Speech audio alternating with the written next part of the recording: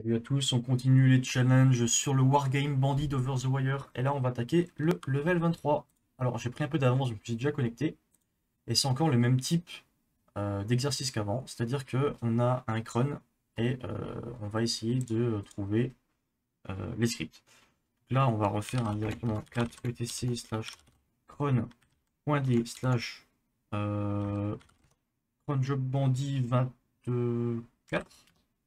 C'est ça. Et on va cap le contenu de ça. Alors, celui-là est un peu plus compliqué. Donc, le my name, on a vu que dans l'épisode précédent, le who I am, c'est l'utilisateur courant. Sauf que là, c'est lancé en tant que bandit24, donc my name sera égal à bandit24. Ensuite, il va dans slash var slash spool slash bandit24 slash foo. Donc, il dit qu'il va exécuter et supprimer tous les scripts dans ce répertoire-là.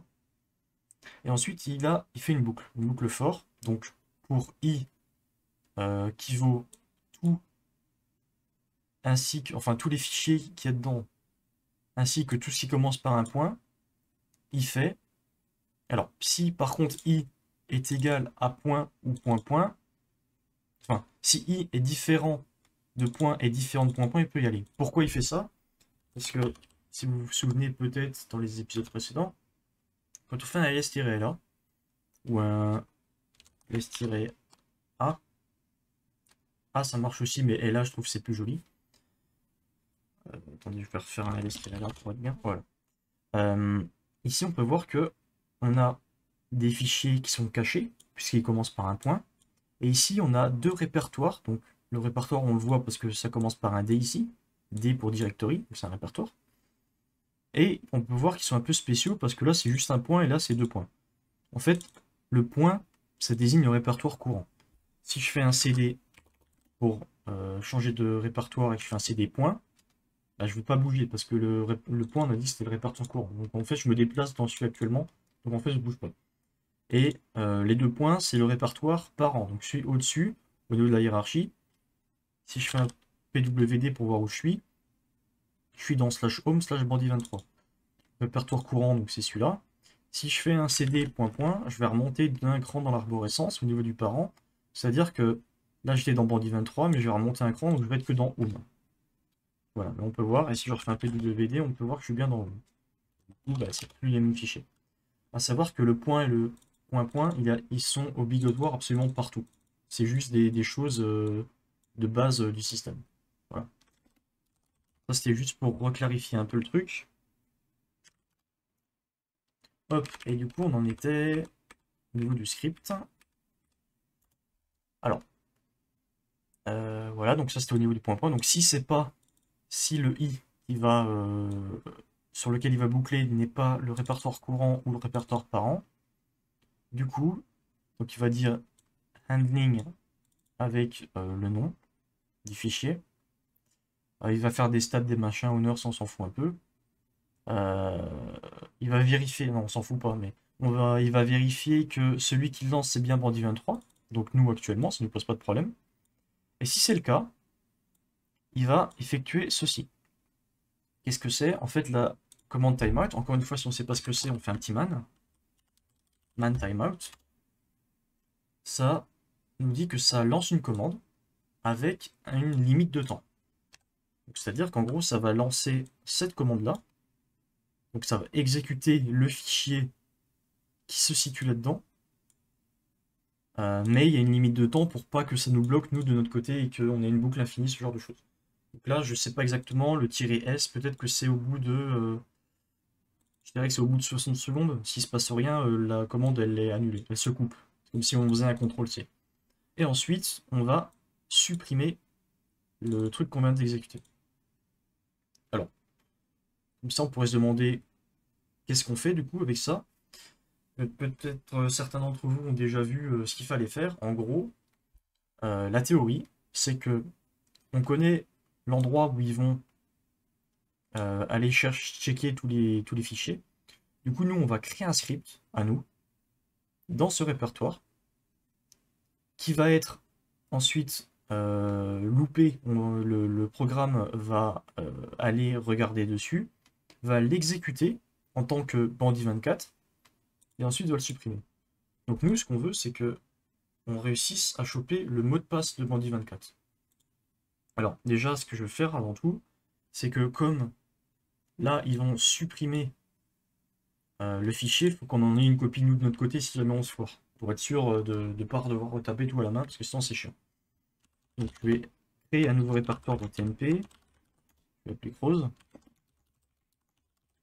hop, et je vais dedans.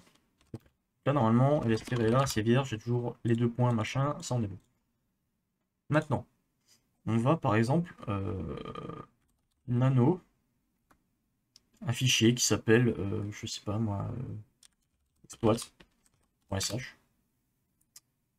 Problème with history file. Est-ce que ça pose problème pour enregistrer un fichier ou pas ça? Je me demande quand même.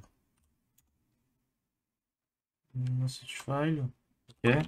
Mais est-ce qu'il est bien créé? Oui, il est quand même bien créé. Okay. Donc là, en fait, on va créer un fichier qui va être exécuté et qu'on appelle... non, pas du tout. Qui contient... Donc là, on se rappelle qu'on va le lancer. Donc ce script-là va être lancé en tant que bandit24.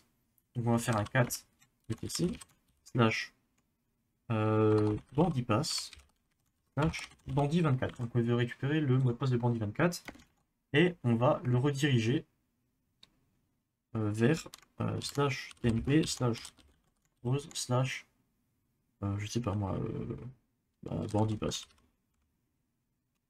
banditpass.txt. Okay. Hop, yes. On va créer quand même le banditpass banditpass.txt. ls-là. On va mettre tous les droits dessus parce que le problème en fait c'est que là, ici ce répertoire, comme on est bandit23 et qu'on l'a créé, pour accéder au TMP Croze, il n'y a que le bandit23 qui peut y accéder, il n'y a que moi. Le problème c'est que là on va lancer le script en tant que bandit24.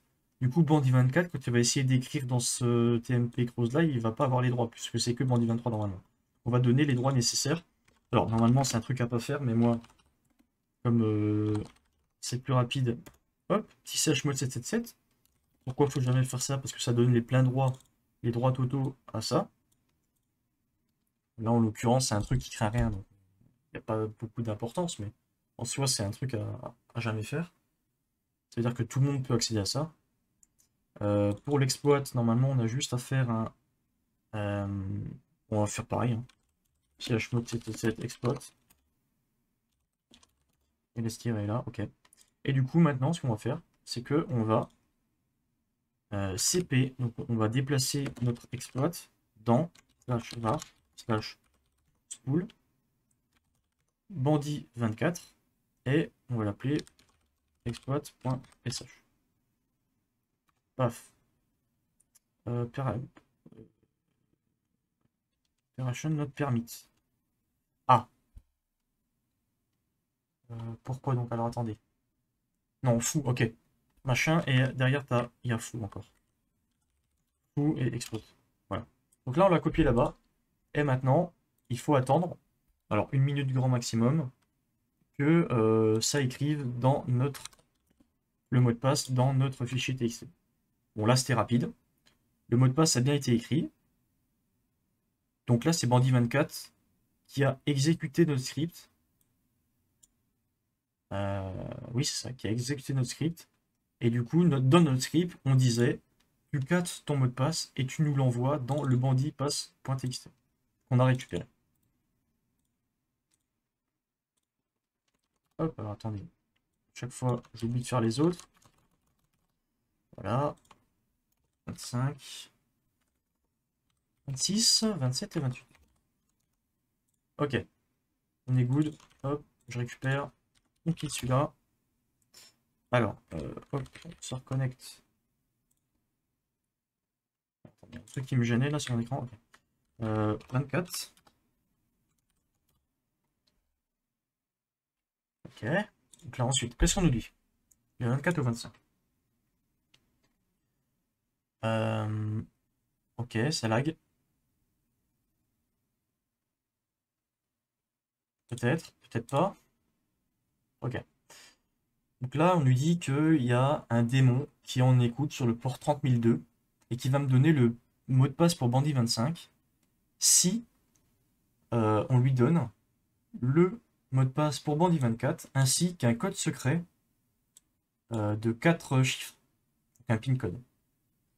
Et il n'y a aucun moyen de récupérer ce pin code à part essayer les 10 000 possibilités. Ce qu'on appelle aussi du brute force.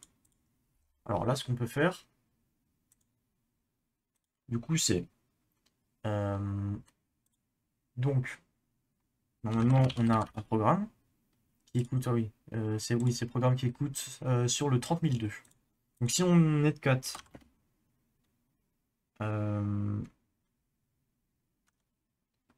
verbose p 30002 en localhost peut-être. En fait, je suis con, ça fait très longtemps que je n'ai pas utilisé netcat. Hein. J'ai un 0 en trop. Donc là, il nous dit, donc on se connecte dessus, il nous dit que il est celui qui vérifie le pin code pour le Bandit 24, pour l'utilisateur Bandit 25, pardon. Et là, il veut qu'on rentre notre mot de passe avec notre mot de passe avec le pin code sur une seule ligne et les deux séparés par un espace. Quand on met trop de temps, ça quitte tout seul.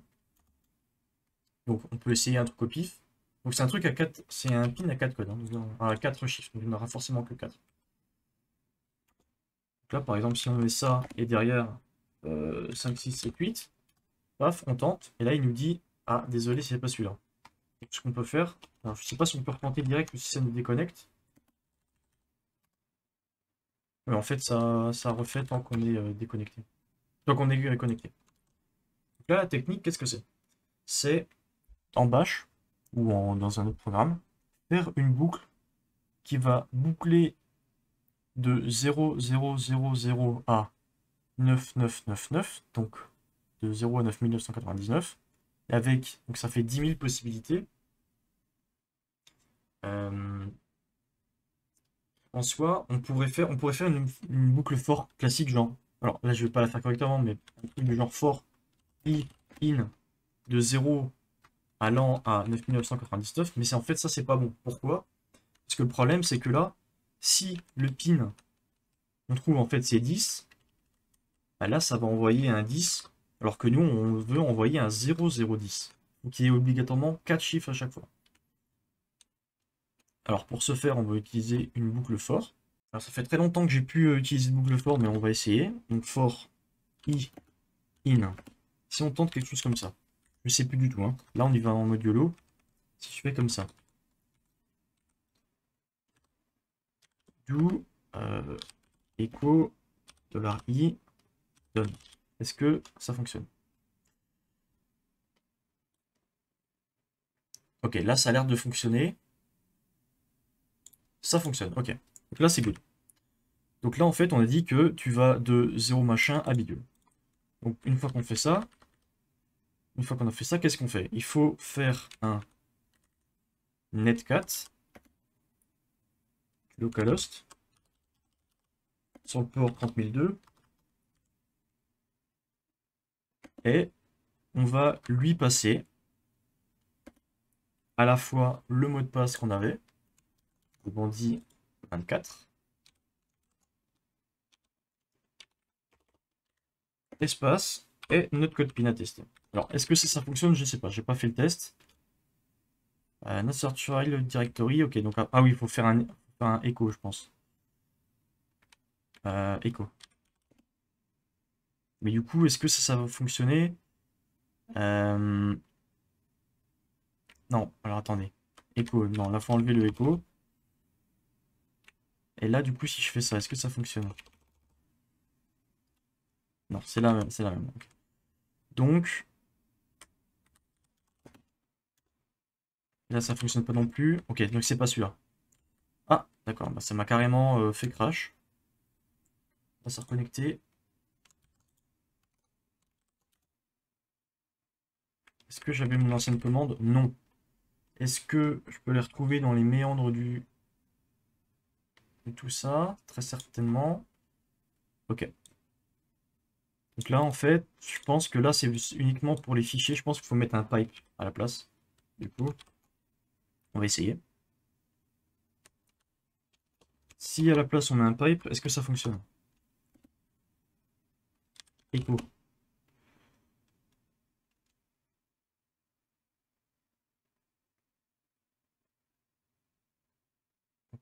Ok.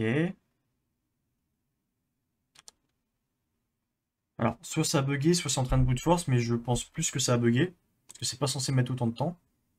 Alors, quand on sait pas comme ça, ce qu'on fait, c'est qu'on va aller chercher sur internet. Et on peut regarder, par exemple, send data euh, au travers de Netcat. Il faut vraiment pas avoir peur d'aller chercher directement sur internet. Là, souvent, Stack Overflow, c'est la référence. Voilà, donc là, on nous dit qu'en fait, il faut faire un echo pipe le netcat. Donc en fait, c'est l'inverse. Là, en fait, il faut faire echo de ça.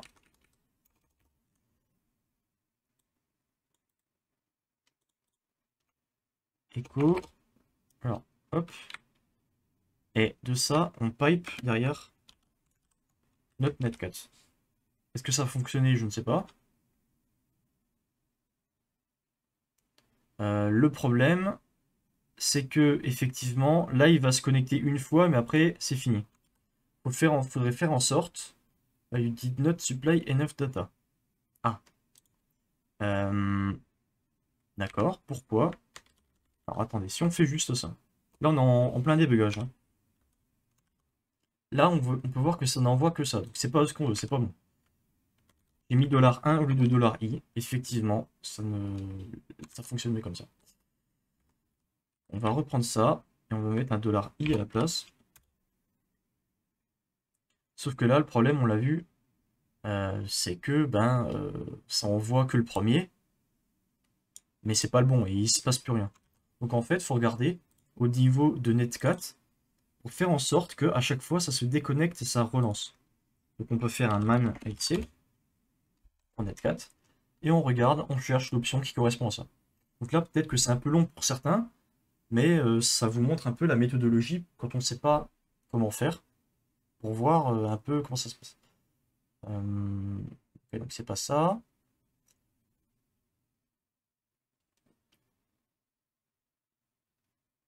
Non plus. Ce qu'on peut faire aussi, c'est quand on n'arrive pas à trouver comme ça, on refait Internet. Voilà, netcat, send data and exit. Vous pouvez aussi chercher en français, mais souvent en anglais, vous trouvez plus d'informations. Send text to echo service, read reply, then exit. Ou alors, par exemple, celui-là. Celui-là, ça correspond un peu plus à ce qu'on veut faire.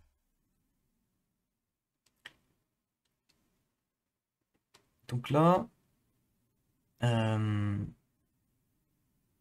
implémentation GNU. Ok, donc apparemment, c'est soit le "-c", soit le "-q". Si on essaye avec, je sais pas, au hasard, le "-c", est-ce que ça fonctionne? Non, il nous dit que c'est une option invalide. Ok. Si on essaye le "-q", no timer invalide, parfait, ça marche pas non plus. Si -w,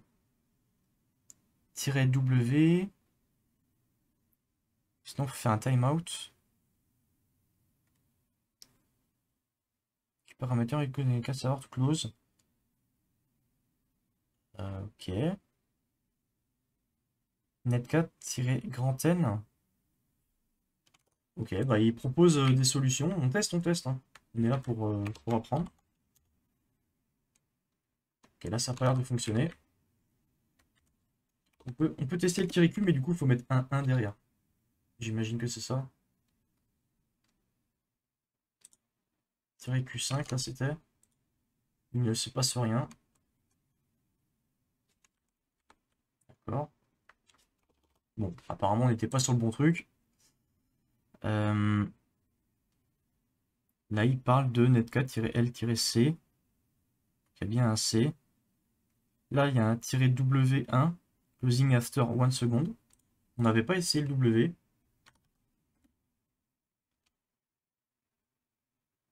Ok, là ça check après une seconde. Est-ce qu'il y a moyen de faire encore plus rapide? Très certainement. Si on fait juste un W, est-ce que ça fonctionne? Non. Ils veulent qu'on mette un temps. Is working on Ubuntu, ok. On va chercher ailleurs, on va chercher sur une autre source. After receive server réponse. Là, on peut voir que il utilisait. Là, ça va être chiant à voir, mais ici dans la réponse, on voyait qu'il utilisait "-q0". Là, il parlait de "-q0". Ah, il parle du port aussi, le même que nous. Donc, c'est très certainement en fait quelqu'un qui cherchait la réponse à ça. Et du coup, apparemment, Q0, ça ferme direct.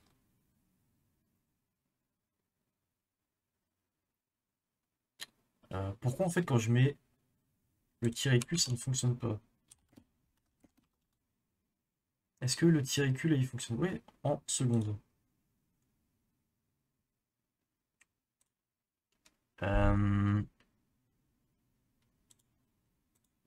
Alors là, do echo, on envoie un netcat, faites echo-n. Là, je vous avoue que. Et là, ça plante. Pourquoi? Je n'ai aucune idée, c'est pas censé planter, hein.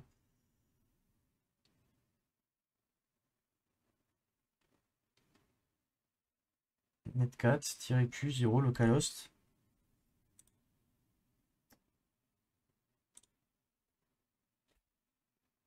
Ouais. Moi, je ne sais pas. Je vous reprends une fois que j'aurai résolu ce petit problème-là. Parce que je ne sais pas du tout d'où ça vient et la vidéo commence à être très longue. Ok, ben voilà. Donc après plusieurs essais, effectivement, j'ai trouvé d'où venait mon erreur. En fait, le truc, c'était que je faisais le netcat directement dans la boucle. Et du coup, le problème, c'est que à chaque itération, il tentait de se reconnecter au netcat. Et ça, c'était pas bon.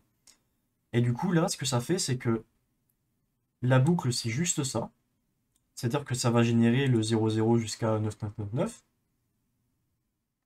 Ça va envoyer tout ça, enfin, tout ce qui est généré, ça va l'envoyer dans le netcat, ligne par ligne. Donc là, si on lance,